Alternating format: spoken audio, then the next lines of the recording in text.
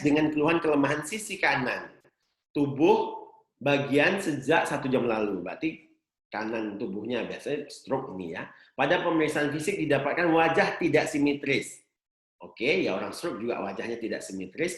Lipatan nasolabial kanan lebih mendatar. Berarti sebelah kanan mengkiri. Berarti sesisi sama badan. Berarti hemiparesis saja, tidak alternans. Kerutan dahi simetris. Nah, kerutan dahi simetris ini menunjukkan bahwa dia sentral ya. Kerutan dahi simetris menunjukkan adalah dia masalahnya di otak atau sentral. Kenapa? Karena kalau dia di perifer itu dahinya juga hilang kerutannya. Nah, itu adalah Bell palsy.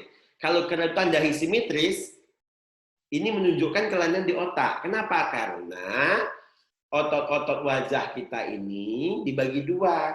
Yang atas sama yang bawah. Di atas mata, di bawah mata. Yang di atas mata, otot wajah ini dapat dari 2 hemisfer. Kanan, kiri. Sedangkan yang bawah cuma dapat dari 1 hemisfer. Itu alasannya. Maka untuk otot dahi oke. Karena walaupun rusak 1 hemisfer, yang 1 masih ada. Maka yang ditanya apa? Kesimpulannya. Pemeriksaan. Nah, paresis apa? Jelas ini sentral. Sentral ada 1, ada 2. Perifer salah, karena perifer itu Bell palsy. Perifer itu kerutan dahi hilang. Nah, sentral kiri atau kanan? Nah, ingat, kalau otak kan berlawanan sama gejala. Kalau dia sisi tubuh sebelah kanan, berarti kelainannya di kiri. Maka jawabnya adalah C ya. Paresis nervus facialis kiri sentral. Sentral harus kontralateral. Tapi kalau perifer ipsilateral. Apakah diagnosis yang tepat? Oke, ini masih laki-laki 50 tahun datang ke UGD dengan keluhan kelumpuhan anggota gerak kanan. Pemeriksaan neurologi ditemukan mata kiri, esotropia. Jadi, kepala, badan,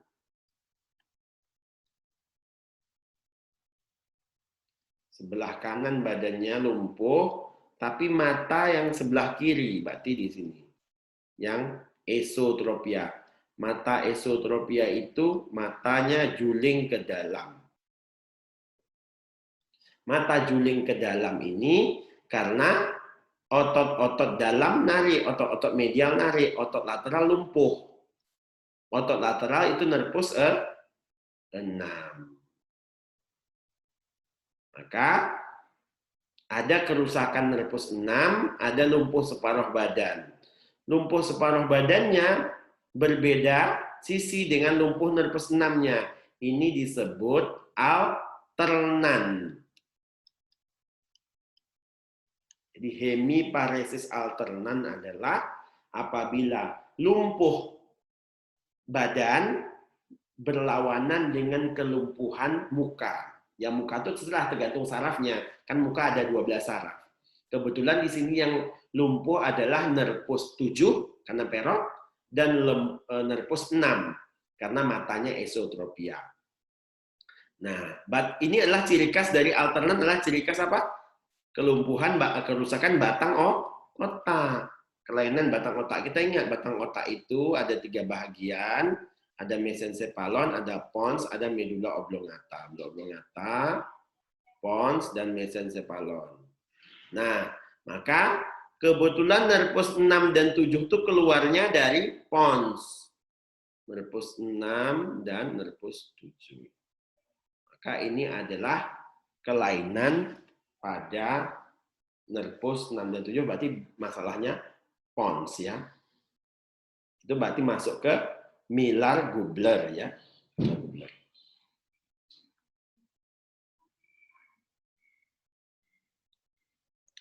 Laki-laki berusia 30 tahun datang ke dokter dengan keluhan pusing berputar terutama ketika perubahan posisi. Nah, jelas dari judulnya sudah tahu kita. Pusing berputar karena perubahan posisi. Berarti ini adalah BPVP.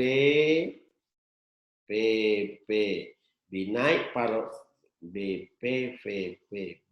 paroxysmal positional vertigo. Balik. VP. Benign paroksimal, proksimal, vertigo. Karena perubahan posisi. Tapi dia tanya bukan diagnosis. Apakah tata laksana non-farmako? Nah, non-farmako tuh dia kan masalahnya adalah otolit di dalam kanalis semisirkularisnya lari. Ada batu-batu pasir-pasir kecil sebagai organ kesetimbangan kita, posisinya itu tidak di tempatnya. Maka posisi itu harus dikembalikan supaya hilang vertigonya. Nah, proses mengembalikan posisi itu disebut apply maneuver. Hati-hati, ada beberapa manuver di sini. Ada Digg-Hallpike. Nah, ini bukan diagnosis, ini bukan terapi, ini untuk memunculkan nystagmus. Apa ini maksudnya? Untuk penegakan diagnosis. Nah, tapi untuk terapi apply manuver. Kalau tidak ada apply manuver, kita bisa pakai Semon manuver. Apply lebih baik. Kalau ada dua-duanya, apply pakai. Tetapi apply dan Semon ini hanya untuk yang jenis BVPV posterior. Kalau yang BVVV yang lateral, itu tidak mau pakai itu. Namanya Lampert. Nah, bagaimana bisa tahu beda posterior sama lateral? Nah, ini memang perlu lebih lanjut lagi pembahasannya nanti ya. Tidak cukup waktu kita. Waktu kita tinggal 1 jam lagi. Ini soal kita baru 40. Oke, kita lanjut ya. Nanti bisa tanya lebih lanjut ke saya. Nomor selanjutnya, seorang perempuan berusia 40 tahun datang ke dokter dengan keluhan pusing berputar, sama datang dengan vertigo. Kali ini vertigonya disertai dengan apa ini? Gangguan pendengaran nih, gangguan pendengaran dan tinnitus. Nah, ini khas. Vertigo, tuli, tinnitus. Vertigo, tuli, sensorineural biasanya, dan tinnitus. Ini adalah trias untuk Meniere disease. Nah, Meniere disease atau disebut juga hidroendolim. Apa yang terjadi pada pasien ini? Endolimfanya numpuk. Nah, ini udah ada jawabnya. Peningkatan tekanan endolimfe karena endolimfanya numpuk. Kenapa bisa numpuk? Karena nggak bisa didrainase, ada yang salah. Biasanya banyak faktor risikonya, bisa karena makanan-makanan alergi terhadap makanan tertentu atau yang lain-lain. Seorang laki-laki 52 tahun sering lupa. Sering lupa itu masalah memori. Masalah memori. Kalau masalah memori pasti kita mau larinya cuma dua aja, demensia atau MCI, mild cognitive impairment. Nah, ini kebetulan opsinya semua demensia, TIA enggak. PIC itu demensia juga. Tapi dia tuh gejalanya tidak lupa ingatan. Jadi bisa ada 3. Orang memorinya terganggu itu demensia, enggak MCI. Nah, bedanya gimana? Pertama kita pastikan dulu dia demensia atau MCI.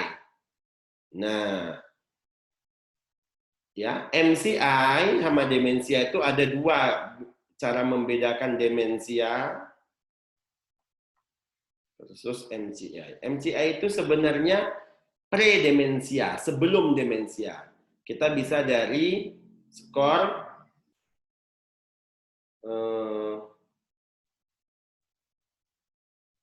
saya lupa ya namanya ya. Tes untuk memori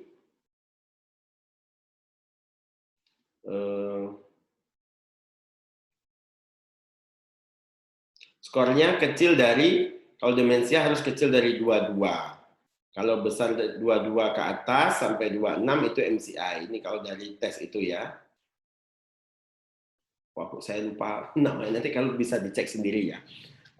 Kemudian yang kedua adalah kalau tidak ada skor ini, ya, kita menggunakan apakah lupanya itu ya, mengganggu aktivitasnya, lupa cara mengendarai mobil, bahkan banyak melupakan aktivitas sehari-hari. Kalau sudah mengganggu aktivitas sehari-hari, itu sudah jatuh ke demensia. Ya, jatuh ke demensia. Kalau MCI itu masih lupa-lupa yang belum mengganggu, ya, yang belum mengganggu.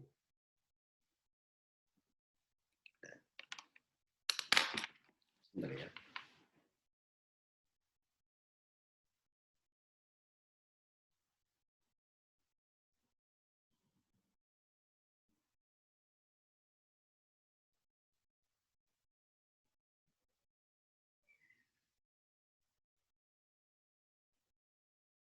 Ya, lanjut. Jadi nah bagaimana? Kalau ini kan sudah demensia, lupa. Apakah ini Alzheimer atau vaskular? Nah, ini dua kan? Ada Alzheimer, ada vaskular. Nah, syaratnya Alzheimer tidak boleh ada riwayat gangguan pembuluh darah seperti hipertensi, DM, dan sebagainya. Kalau ada gangguan hipertensi dan sebagainya, kita harus jawabnya vaskular, ya, harus menjawab vaskular. Jika ada bukti riwayat hipertensi, DM, sakit jantung dan sebagainya, kita harus menjawab demensia vaskular.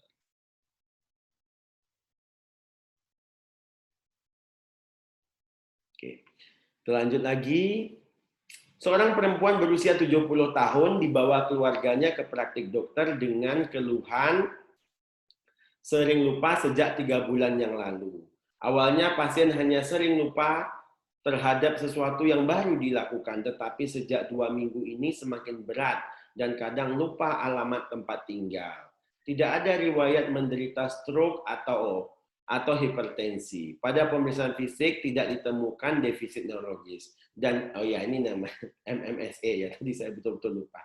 Pemeriksaan MSE-nya 14. Jadi udah tahu ya, kalau sudah 14 kan di bawah 22. Berarti dia adalah demensia. Cuma demensia yang mana? Karena tidak ada riwayat stroke, berarti dia adalah Alzheimer. Nah, sekarang ditanyanya lah obatnya. Mana obatnya? Ini terkenal tuh donepezil, tapi ada beberapa obat yang lain ya. Golongan-golongan apa? Golongan inhibitor asetil kolin esterase. Seperti apa? Ripastigmin. Semua keluarga tikmin itu bisostigmin, ripastigmin, neostigmin itu juga. Tapi yang ya pernah keluar soalnya donepezil pernah